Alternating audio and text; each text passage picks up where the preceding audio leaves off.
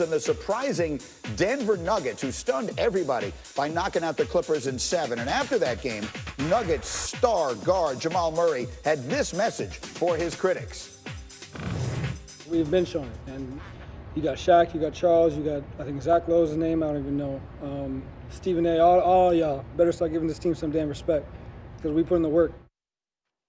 You know, I like hearing him say that as the great Vince Carter joins me here. I like that confidence. I like him telling everybody you didn't believe in us, and now here we are. But once again, they're going to be a heavy underdog. Vince, do you give them a shot to pull off another upset against LeBron and the Lakers? Absolutely give them a shot. I absolutely give them a shot. I think some people think they may get swept. I tell you about this. It tells me a lot about him, and it tells me a lot about his team. They're very confident. They're fearless, and they believe that they can win in this series and make some noise. You know, that's one thing. Yeah. I say this. Kitchener's finest, Jamal Murray. He's from Kitchener, Ontario, Canada, and he's not afraid of the moment. As you see, he called us out, and what made me a believer is when he said, they got to worry about us too. I was like, you know what? I think they win game 1. The Lakers have lost game 1 in each of their 2 previous series, so we'll see if Denver takes this momentum in. As you look at the matchups, what to you is the biggest key in that West Conference final? I have 3 keys. I say, first of all, who can win the AD-Jokic matchup? It's very important because I think when one is dominating, they're going to start demanding.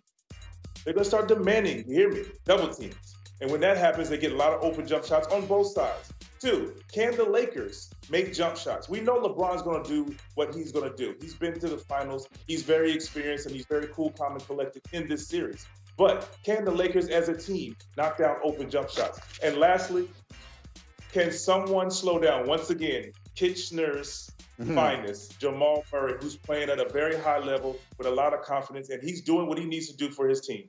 So those are the 2 teams left in the Western Conference. Let's talk about the one that is no longer playing for that, the title favorites, the Clippers. Now that we've had sort of a day to digest it, Vince, what is your overall thought on what happened to them?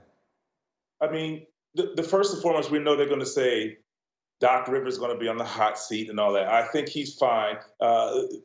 Number one, you're going to blame the star players.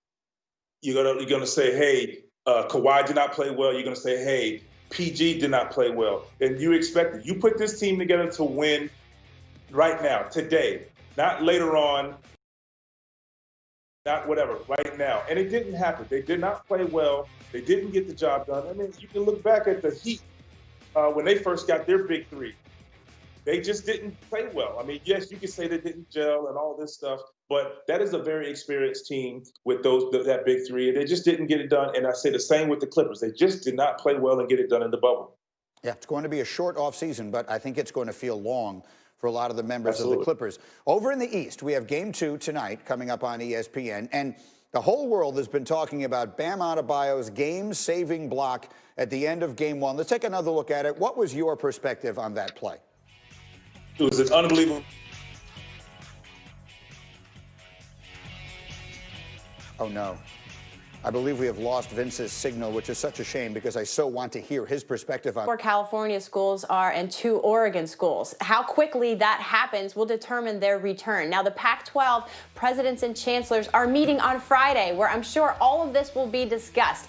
But then beyond that, their timetable also includes the testing that they got. The new daily testing will be on each campus by the end of this month. Following that, there's a short time period. They need to train everyone how to use those tests and know the testing protocol. And then they determine, you heard Larry say, they want ideally 6 weeks to train to properly play a football game. The Big Ten has condensed that, as you know. Their doctors and physicians yesterday said, we're okay with that. We'll see if the Pac-12 might change its mind. And as Larry Scott said yesterday, push the envelope to get back faster. Yeah, because, I mean, excuse me, the clock is ticking in every conceivable way. Paul, what would the significance in your mind be of the Pac-12's return?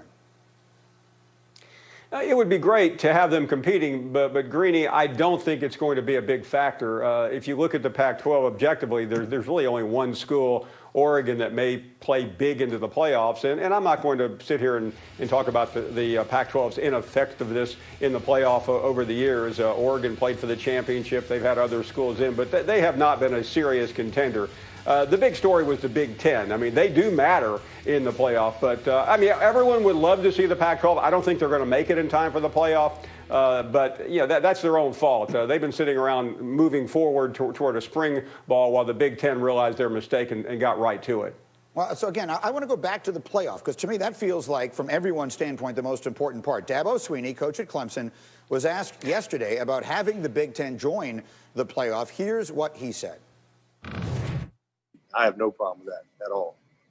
You've got some of the best teams in the country in that league, and it's not those players' fault. It's not those coaches' fault. I'm just glad that they're getting an opportunity to get back to playing. I think whoever wins this has got a chance to be maybe the greatest champion ever, regardless of how many conferences, with all that's been in play and all that everyone has had to deal with, especially these young men. So there's a lot to unpack in that comment. So Heather, let's start with this. I asked you yesterday on the radio, and you said it wasn't a certainty yet. What are you hearing from the college football playoff about including the Big Ten and potentially the Pac-12 in their ultimate Final Four teams?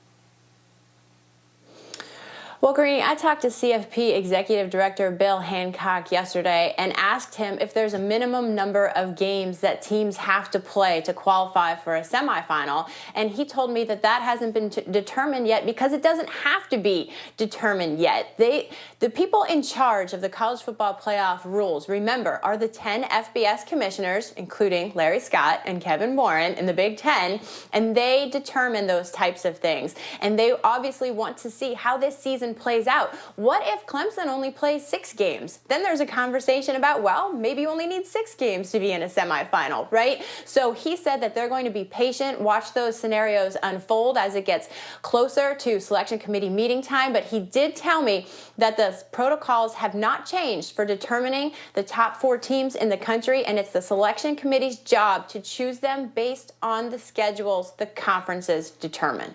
Yes, I will just say this. When it comes to that, if you are a fan of chaos in college football, this might very well be the season for you. And I know that my friend Mr. Feinbaum is definitely that. So, Paul, let's let you be the first one on this show on the record. As we stand right now, give me your 4 teams. Who will be in the Paul crystal ball? Who are the 4 teams who are going to wind up playing for the championship? Yeah, Greeny, I start with Clemson. They are there every single year, and they will be there again this year. Alabama is next. Nothing changed yesterday that affects Alabama's attempt to regain the crown. And here comes the new entrant. It is Ohio State. I have no doubt whatsoever they are one of the 3 best teams in the country. They may be even better. They ended the season last year in the semifinals, blowing a big lead to Clemson. The 4th one is very difficult, but I'm going with Oklahoma because I think that league is diminished, and if they get through the league undefeated, which I think they have a good chance of doing, that they'll sneak in. But the big losers yesterday really were the ACC and the SEC. Georgia, possible loser in the SEC game, or even Notre Dame may have gotten edged out by Ohio State's entry into the playoff. Now, we'll see. Again, this is going to be a season unlike any other, and you guys will be there covering it for us every step of the way. Thank you both. Meanwhile, I want to get up and go here with other news around the world of sports, and it starts in college football. On the same day the Big Ten announced its return, Michigan quarterback Dylan McCaffrey announced he's opting out and will seek a transfer. He fell behind as he competed for a starting quarterback job. He's the little brother, of course, of Christian McCaffrey. In other sports news, the NCAA men's and women's basketball seasons will begin November 25th, the day before Thanksgiving. The Division I Council voted to push the start date back from the original date of November 10th as one of several precautions against the spread of the coronavirus. Elsewhere, LeBron James now stands alone in All-NBA recognition history, getting there unanimously. He was revealed yesterday as an All-NBA player for a record 16th time.